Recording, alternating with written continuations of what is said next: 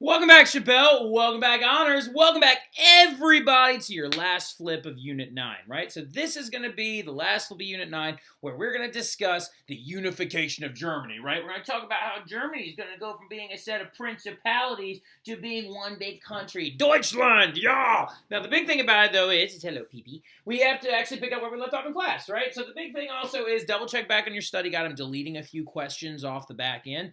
And we're just going to get to the point, in a Western Civ class, we don't need to talk about Germany after their unification right yet. We'll talk about them a little bit getting into World War I, right? Instead of actually talking about it immediately after the fact. Now, the thing about it, though, is we left off in class talking about the Napoleonic Wars and how the occupational forces of Napoleon's armies will inspire nationalism, right? Because all these people that live in these German-speaking territories don't really like being told what to do by French-speaking soldiers, right? And it inspires this big idea. Well, the thing about it is Europe is going to go from looking like this in 1812 to by 1815, Napoleon losing at the Battle of Waterloo and all of that land being left up for grabs. And we got another title on our hands because I went through this whole thing so you can better understand it. So going into it, though, then the Congress of Vienna is going to be held, right? So we're actually, of course, talking about that same meeting that we talked about before, where the conservatives and the classical liberals and the socialists and all that stuff actually popped up, right? Well, the thing about it getting into it is the Congress of Vienna is also going to kind of advance forward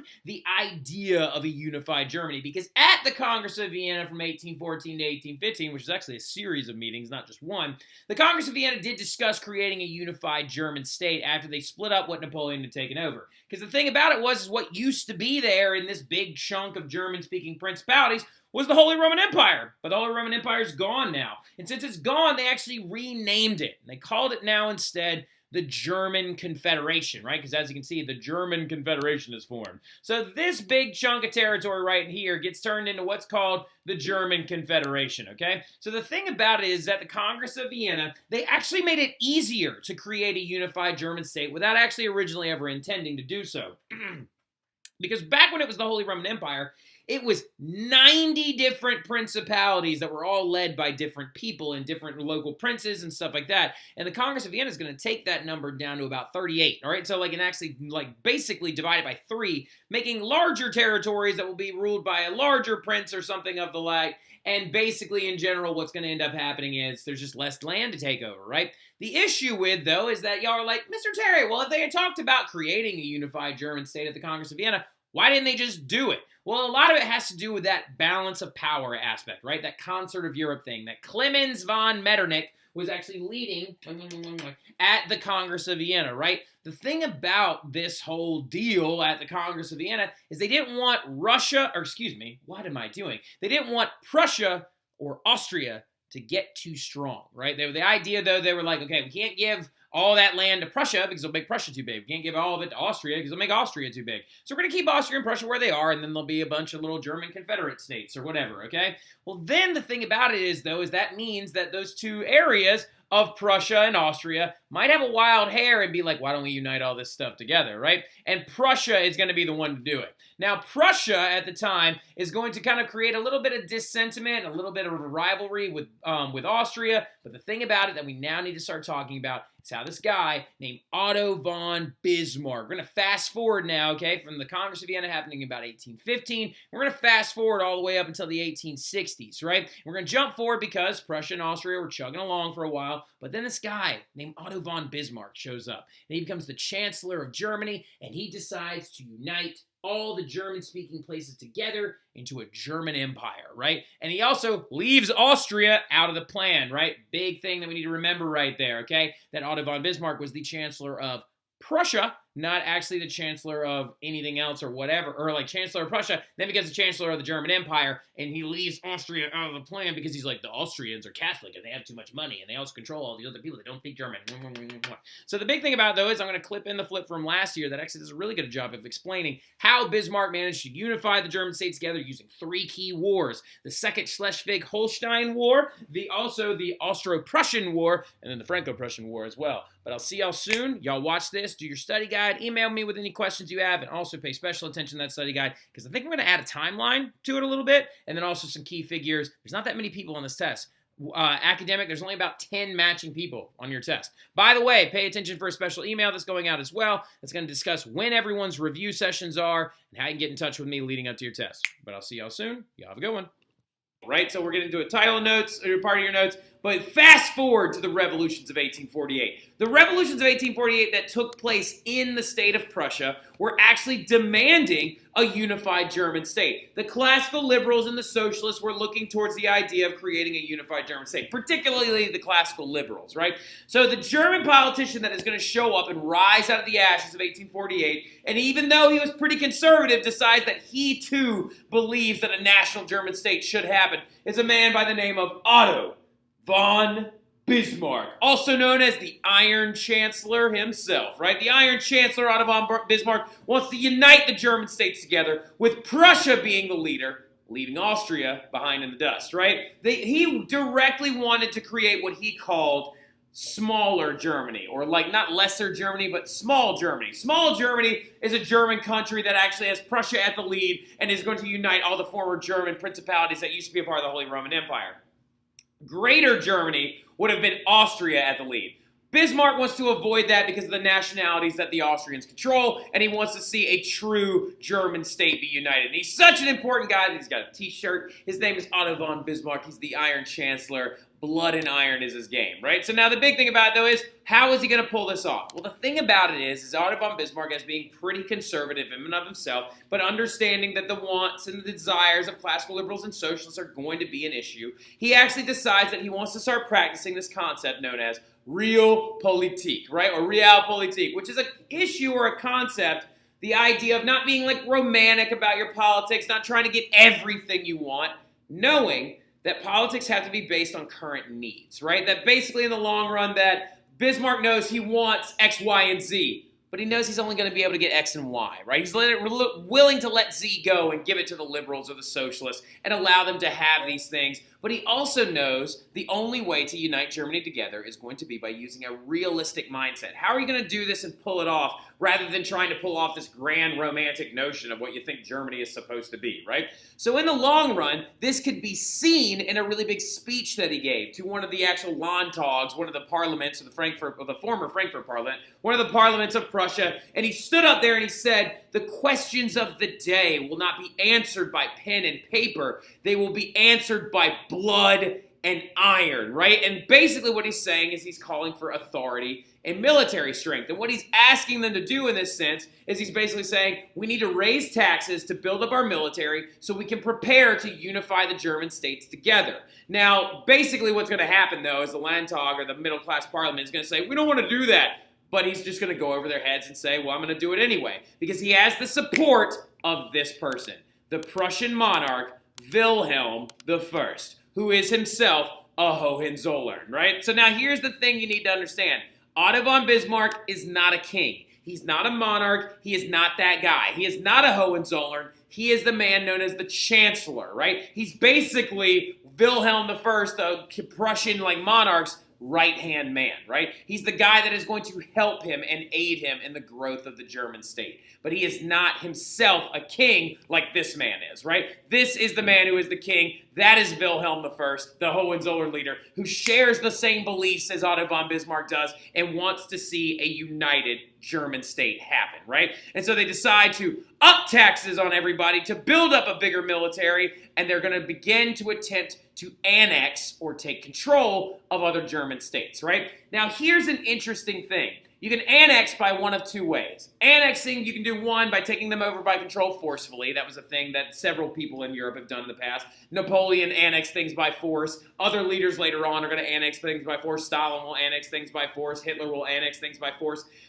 But Bismarck doesn't want to do that. He wants to actually pull them in by bringing them in willingly. He wants to annex them into the Prussian territory to keep creating this German area or this German state by convincing them that they want to be a part of Prussia, by convincing them to just kind of be like, hey, little guys, come on over here and join us, okay? But the question is how? How are you going to gobble up, if Prussia is right here in blue, how are you going to get all this green, all this yellow, and all this other lighter blue to join up in this idea that you want to create known as Germany? How are you going to pull this off? Well, he wants to annex them in a very unique way. He wants to do it, but through a series of wars. But it's an interesting thing. He's not attacking those places. He's not attacking the German states and bringing them in by force. He's attacking other people, making those German states feel like they're safer and better off with Prussia, right? So the very first war that he fights is this war known as the Second Schlesvig War, right? Now, when you say these two places, it's called Schleswig and Holstein, right? So here's the idea behind it, all right? So we're going to zoom in on this map really quick. But there was two, like the countries involved are Prussia, Austria, and Denmark, right? So Denmark controlled these two provinces after the Congress of Vienna. The two provinces are called Schleswig and Holstein. Say it with me now. Schleswig and Holstein. Say it with me one more time. Schleswig and Holstein. Those two places spoke German, but were controlled by the Danish king in Denmark. And Denmark decided that they wanted to write a new constitution that would bring Schleswig and Holstein into their kingdom permanently. But Bismarck's like, no, no, no. They speak German. They do German things. They are a German group. We want them to be with us. So he decides to convince Austria, who also speaks German and who also has German culture, to go to war against Denmark to make Schleswig and Holstein want to join with Prussia and Austria, right? And they go in, and in 9 months, Prussia and Austria win this war. Duh, because they're really, really big, and also because the entire time Prussia has been building up its military, and they've always been a very strong military power. So they win this war very quickly, and Schleswig becomes a part of Prussia, and Holstein becomes a part of Austria. Now you've got an issue, and Bismarck's like sitting there, he's tapping his feet, and he's like, so I got Schleswig. But now I gotta get Holstein, right? So, because he doesn't like the fact that Austria has Holstein. But here's the problem. Do you want to directly go to war with Austria necessarily? They've been around for a really long time. But the thing about it is he decides, I'm gonna make some of these other German states think Austria is attacking us, right? And so he threatens Austria and says Austria is trying to instigate another war. And what ends up happening is then the Austro-Prussian War breaks out, right? About a year and a half after the Second Schlesvig War, the Austro-Prussian War breaks out. Because what he wants to do is he wants to go to war with Austria, beat them quickly, and he wants to convince a bunch of these other German territories in the north to join up with Prussia, right? See what I'm talking about? At no point is Otto von Bismarck declaring war on any of these German-speaking principalities. He's declaring war on other people that kind of control them, trying to convince them to come and join this new beautiful idea that it will be Germany one day, right? He's like, look at us, German principalities. Prussia is the group you want to join. You want to be with us. You want to see Germany happen. We all speak the same language. We share the same culture. Come and join us. We'll protect you, right? And he does this successfully in the Austro-Prussian War as well. About a year and a half later, this bad boy only lasts 7 weeks, right? Prussia is able to enter into this war and just smack Austria in the mouth. Austria didn't really want to be in the war very much in the first place. Holstein was very far away from them. They didn't really necessarily need it at all. They also weren't in this trade customs union that the Prussians had called the Zollverein, so it didn't really make much sense for them financially. And also because the Germans had a new weapon, right? So this gun is a massive thing that turns the tide of the weapon. Honors kids, you need to write this gun down. The Western Civ kids, you're going to need to be able to reference it. But it's called the Dreisse needle gun. So this gun, Prussian soldiers had it, while Austrians still had muskets, right? Muskets take a long time to load. You got to have the gun, you got to pour the powder in, you got to ramrod it down, you got to put the bullet in, you got to ramrod it down. You got to take the paper, you got to put that in, you got to ramrod it down. And then you got to pull it up and shoot it. And the best Austrian soldiers in the world could fire maybe 2 shots a minute using a musket. But the Prussians, showing their industrial nature and their military nature, had a scientist in their place in their country that actually invented this gun, and his name was Dreisse. And Dreisse invented a thing called the needle gun. This is a semi-automatic breech-loading gun. So instead of turning the gun up and pouring everything down the barrel, you see this little bolt right here? You would kick that up and pull it, and then slide the bullet in through the bottom of the barrel. Click, got it, bang! And then you would just do that over and over and over again. An untrained Prussian soldier with a Dreisse needle gun could fire about 6 shots a minute, while the best trained Austrian soldier could only fire 2 shots a minute with his musket. So the Prussians are going to use this technology to overwhelm the Austrian soldiers, and they're also not going to force Austria to pay war reparations. They're going to keep them on their side. They're going to be like, look, Just go mind your own business. And they do. Austria leaves them alone, they move on, and now this is what Prussia has created. They call it the North German Confederation, right? So they were like, no more German Confederation, North German Confederation. And so they create this big new district up top. But as you can see, there's this dinky little orange area down here that they got to get control of, right? Now here's the issue with the orange area. The orange area is called Bavaria.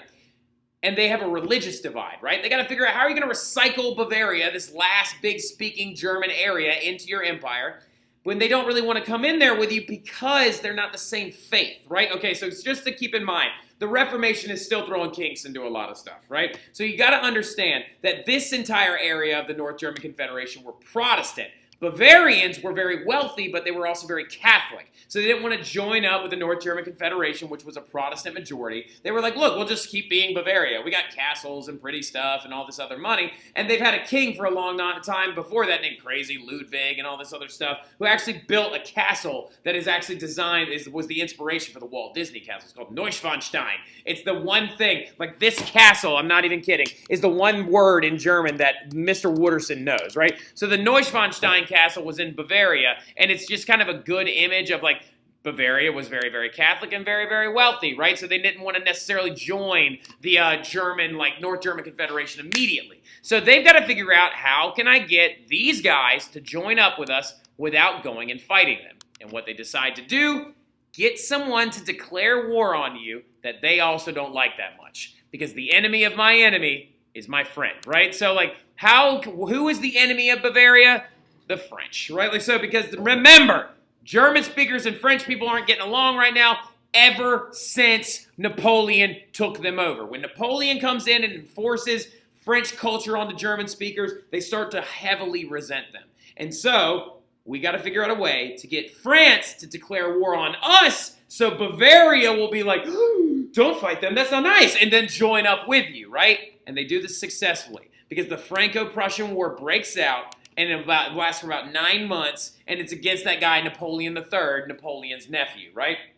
So what ends up going down, though, is Prussia ends up winning and overwhelms France completely, and it all started over a text message, basically, over a telegram. Because it was like this whole crazy thing with, like, there was a, like, Spanish, like, vacancy on their throne, like, so let me put it to you this way. Here's how Otto von Bismarck pulls this off, right? Otto von Bismarck pulls it off by trying to figure out a way to convince France to declare a war on the North German Confederation. Spain, their king, died with no heirs, right? So they had a succession crisis.